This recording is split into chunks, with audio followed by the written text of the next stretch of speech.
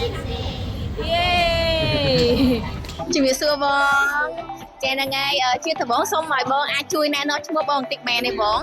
ចាជំរាបសួរបងចាជំរាបសួរបង ឈ្មោះតាំងលេខៀងអូខេបងតាំងលេខៀងចាថ្ងៃហ្នឹងថ្ងៃពីវាប្រហែលដល់ជាតិចឹងខ្ញុំរងកូនមកសាខេម៉លអូខេចាបងចឹងនេះកូនបងបានអញ្ជើញចូលរួមម៉ាក់អ្នកដែរបង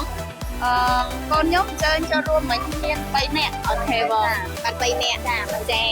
ចឹងថ្ងៃនេះខ្ញុំចង់សួរពីចំណាប់អារម្មណ៍បងតិចដោយសារតែថ្ងៃនេះជាថ្ងៃចុងសប្តាហ៍ចុងអាទិត្យហើយក៏ជាថ្ងៃទិវាកុមារអន្តរជាតិខួបលើកទី76ដែរចឹងចង់ដឹងពីចំណាប់អារម្មណ៍បងថាចេះនៅពេលដែលបងឃើញកូនគាត់បានអញ្ជើញចូលរួមជាមានសកម្មភាពការ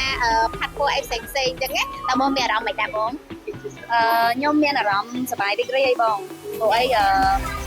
ថ្ងៃហ្នឹងថ្ងៃជាថ្ងៃទិវាកុមារអន្តរជាតិផងហើយក៏ជាថ្ងៃអាទិត្យអញ្ចឹងខ្ញុំហើយនឹងគ្រួសារក៏ឆ្លៀតពេលនាំកូន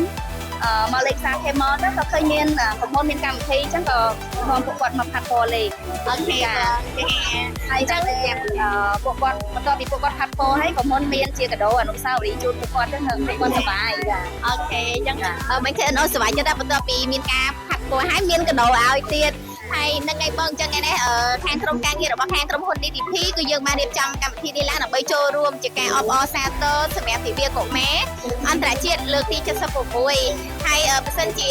បងដែលមានកូនតូចដូចជាបងស្រីអញ្ចឹងចាគាត់អាចឆ្លៀតពេលយកកូនមកលេបសារ Camel គឺអាចឲ្យគាត់ចូលរួមជាសកម្មភាពផ្សេងជាមួយនឹងខាងក្រុមការងារយើងហើយយើងក៏មានជាកាដូចែកជូនទៅវិញដែរអូខេអញ្ចឹងចុងក្រោយគឺយើងមានជាកាដូខាងក្រុមហ៊ុនណាស្រាប់ជូនខាងបង